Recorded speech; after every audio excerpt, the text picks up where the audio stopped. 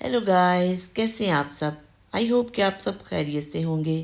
तो जी आज आपके साथ ग्रीक सैलेड की रेसिपी शेयर कर रही हूँ, जो बनाने में बहुत आसान और खाने में बहुत हेल्दी है।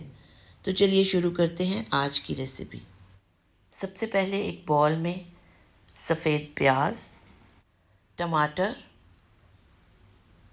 खीरा, सलाद के पत्ते, काले जैतून यानी ब्लैक ऑलिव्स, फेटा चीज़ और ग्रीन ऑलिव्स यानी सब्ज़ जैतून भी शामिल कर लेंगे। इस सलाद को बनाने के लिए कुछ ख़ास मेजरमेंट्स की ज़रूरत नहीं है। जो चीज़ आपको ज़्यादा पसंद है वो ज़्यादा ऐड कर लें, जो कम पसंद है वो कम ऐड कर लें। रेड वाइन विनेगर यानी सुर्ख अंगूरी सिरका 1 खाने का चम्मच,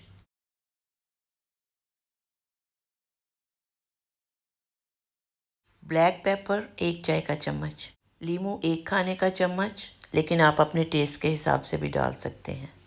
इन्फ्यूज़ चिली ऑयल 1 खाने का चम्मच। अगर आपके पास ये ऑयल नहीं है तो आप सादा ऑलिव ऑयल डाल लें। तो चलिए सारी वेजिटेबल्स को मिक्स कर लेते हैं।